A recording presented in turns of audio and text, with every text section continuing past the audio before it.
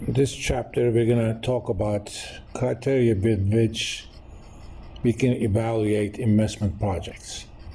These projects could be things like whether or not I should launch a new product, I should buy a new company, and so on.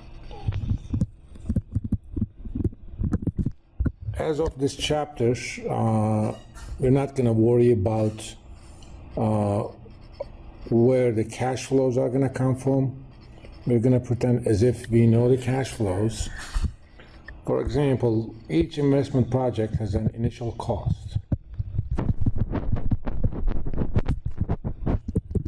We're going to call that CF0. That's typically a negative number. You make some investment, for example, you want to build a new factory, it costs a certain amount of money, and so on. Then project has a life.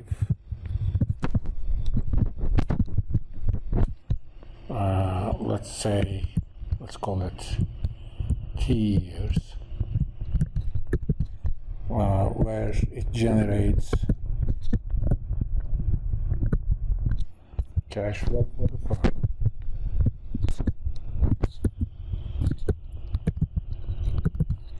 And we're going to call those CF1, CF2, and so on. Given these cash flows, we're going to use several criteria to determine whether or not a given project is worth taking on. But with each of these, we're going to ask ourselves certain questions. Does the criteria take time value of money into account?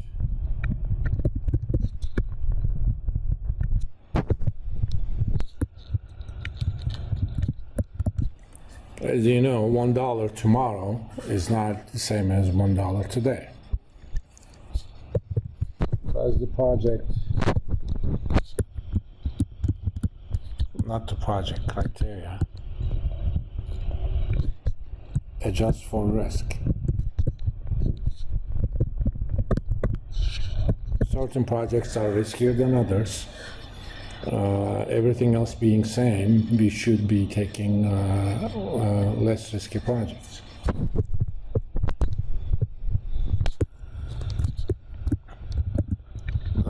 Does the criteria give an indication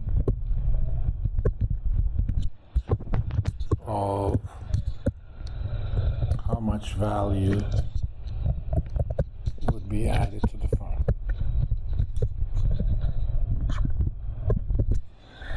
These are the minimum set of criteria, minimum set of requirements that we're going to ask from a criteria.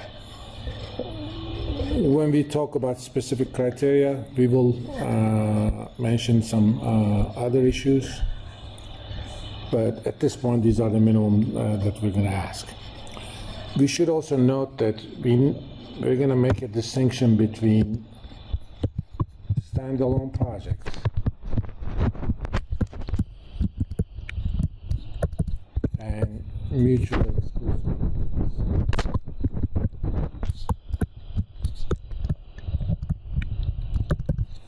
If a project is standalone, you either take the project or you don't. When there are multiple projects that are mutually exclusive, that means if you accept one of the projects, by definition, you cannot accept the other. For example, you need to decide whether or not you're going to buy a computer. Well, that computer can be a Mac or a PC. If you buy a Mac, by definition, you're not getting the PC. That is an example of mutually exclusive projects. And when we talk about criteria, we're going to talk about the decision rules that are specific to standalone projects and mutually exclusive projects as well. In the next video, we will talk about the net present value. Please watch that video after this one.